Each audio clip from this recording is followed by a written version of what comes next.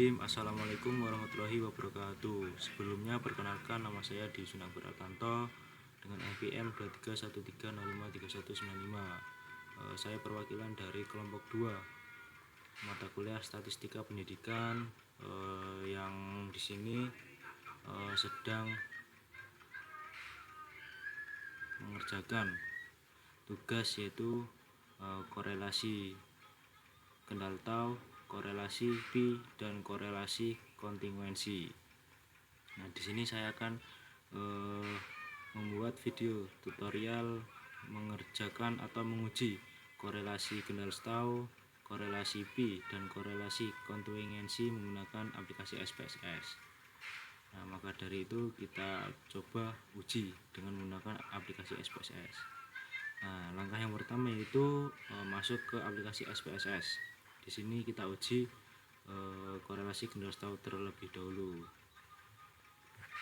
Nah, jika sudah masuk ke SPSS, maka kita klik bagian variable view di bawah kiri, klik variable view. Nah, selanjutnya kita masukkan keterangan data yang akan diuji, yaitu saya di sini menggunakan X1 dan Y1.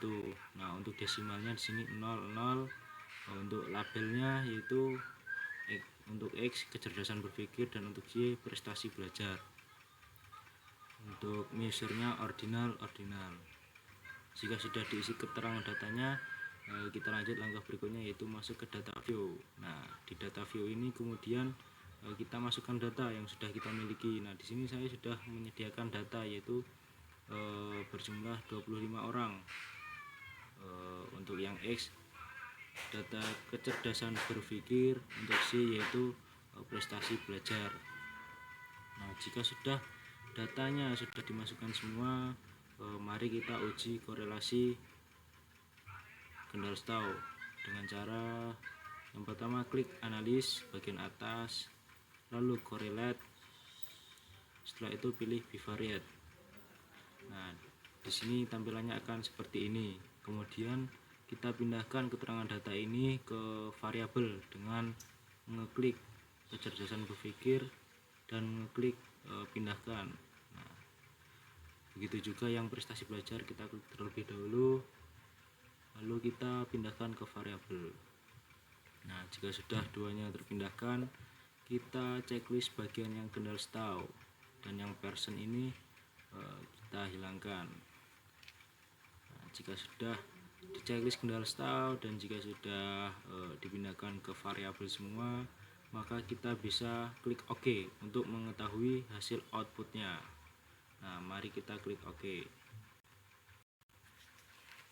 Nah, di sini sudah terlihat teman-teman hasil output dari uji korelasi kendal tau atas data-data yang telah dimasukkan tadi. Nah, di sini dapat kita ketahui jumlah sampelnya tadi ada 25 orang. Nah,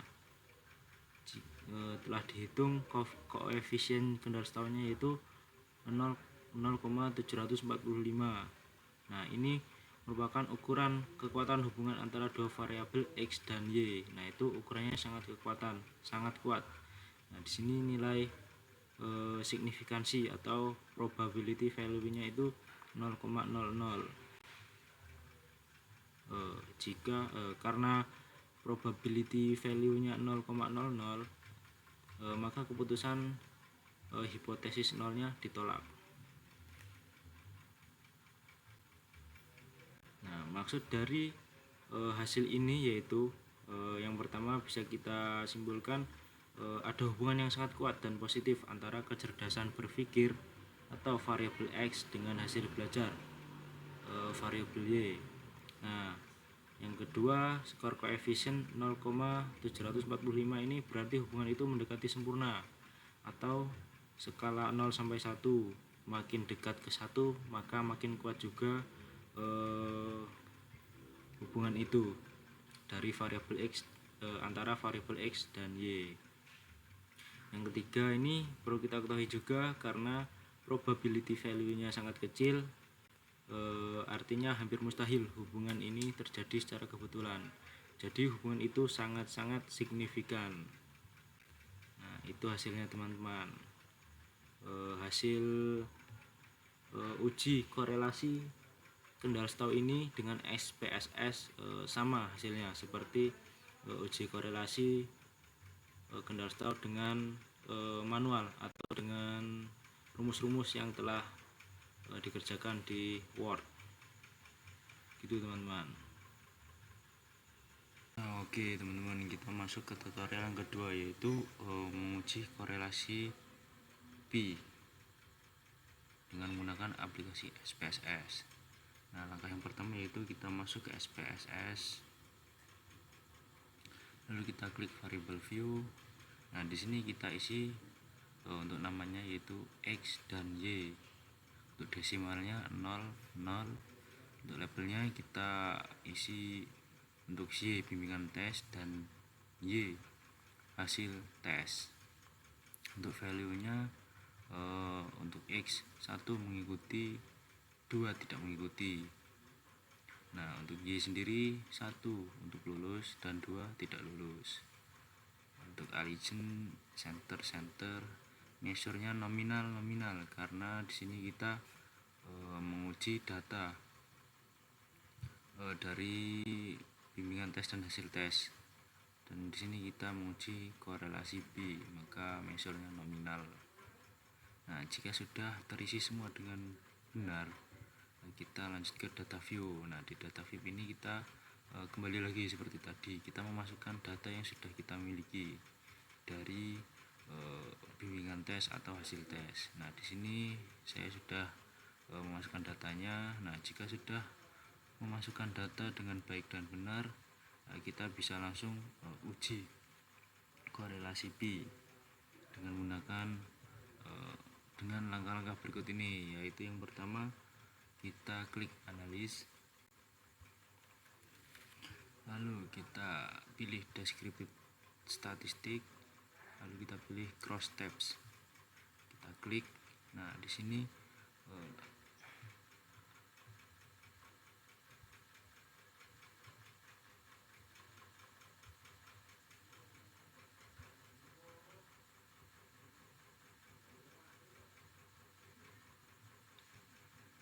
di sini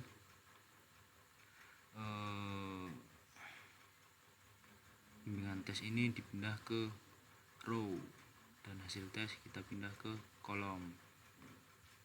Lalu kita klik statistik, kita pilih P and Kramers V. Nah, lalu kita klik continue, lalu kita buka charts. Nah, di charts ini kita checklist bagian observed dan expected. Nah, lalu kita klik continue. Nah, jika sudah semuanya kita pilih dan klik dengan benar, maka kita klik OK untuk melihat hasil output dari uji data dengan menggunakan uji korelasi Pi. Kita klik OK. Nah,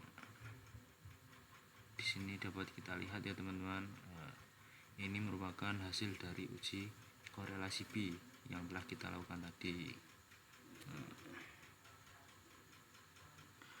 Nah, setelah kita melihat hasil outputnya, dapat kita simpulkan bahwa nilai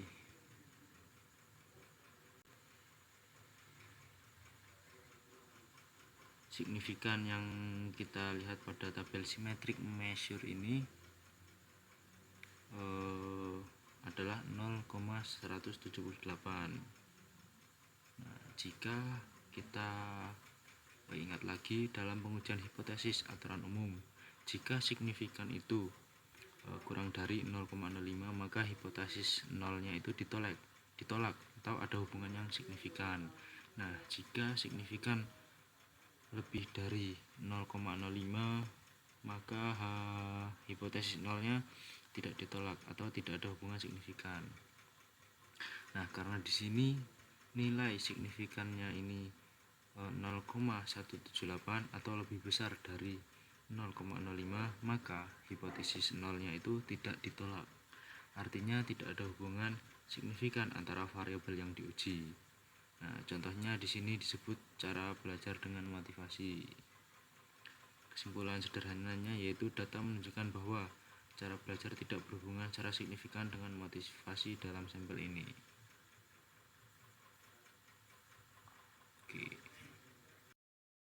Oke teman-teman, nah, kita lanjut ke tutorial yang ketiga, yaitu menguji data dengan uji korelasi kontingen koefisien. Nah, di sini langkah-langkahnya yaitu kita pertama masuk aplikasi SPSS, lalu kita klik variable view. Nah, di sini untuk namanya, karena di sini saya kita menguji antara perilaku merokok dan status fertilitas, maka kita beri nama di sini untuk yang variabel 1 perilaku merokok dan variabel 2 status fertilitas. Nah, untuk width-nya 1 desimalnya 0, value-nya kita beri, untuk value-nya kosongkan saja non. Untuk labelnya ini perilaku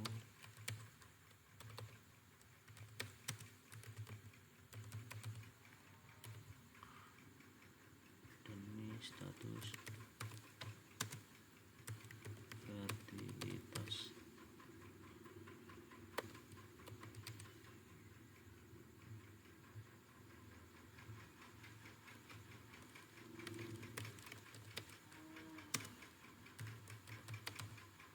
Nah, untuk missing non columns-nya 12, elegant center, measure-nya nominal. Nah, jika sudah semuanya kita isi dengan benar, kita lanjut klik data view. Nah, di data view ini seperti biasa kita masukkan data yang sudah kita miliki. Nah, jika sudah data yang kita miliki sudah dimasukkan semua dengan baik dan benar, nah di sini ada 30 orang. Nah, selanjutnya itu klik analis, klik descriptive statis. Nah, kita pilih cross tabs. Nah, lalu kita pindahkan perilaku merokok ini di rows, dan status fertilitas ini pindahkan ke columns. Lalu kita klik statistik, kita centang bagian kontingensi koefisien. Nah, jika sudah kita klik continue. Nah, lalu jika sudah kita lakukan semuanya dengan benar sesuai langkah-langkahnya, lalu kita klik OK. Nah, di sini muncullah hasil output dari hasil uji data, uji korelasi kontingen koefisien. Nah, dari hasil output ini dapat kita beri penjelasan dan kesimpulannya. Nah, di sini kan kontingen koefisien value-nya 0,554 hasilnya. Nah, untuk approximate significance ini atau nilai signifikannya 0,00. Nah, dari situ dapat kita simpulkan bahwa nilai signifikan ini lebih kecil dari 0,05. Artinya ini hipotesis nolnya ditolak atau ada hubungan yang signifikan antara perilaku merokok dan status fertilitas. Nah, yang kedua, nilai kontingensi koefisien ini sama dengan 0,554. Nah, di sini menunjukkan kekuatan hubungan, yaitu karena nilai 0,554 ini di antara 0,41 sampai 0,60, termasuk dalam kategori sedang. Nah, berarti nilai kontingensi koefisien ini termasuk nilai sedang.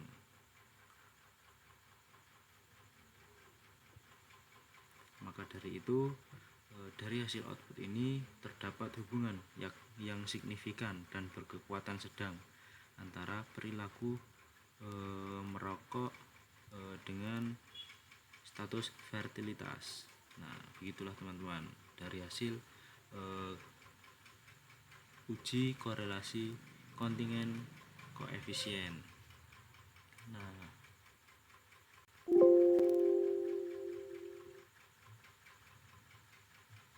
itulah tadi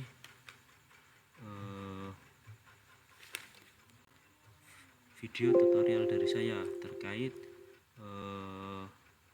video tutorial dari kelompok kita terkait uji korelasi kendal tau, uji korelasi pi, dan uji korelasi kontingen koefisien.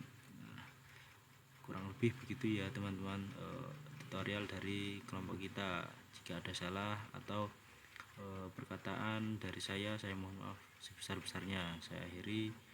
Wabillahi taufik walhidayah. Wassalamualaikum warahmatullahi wabarakatuh. Terima kasih.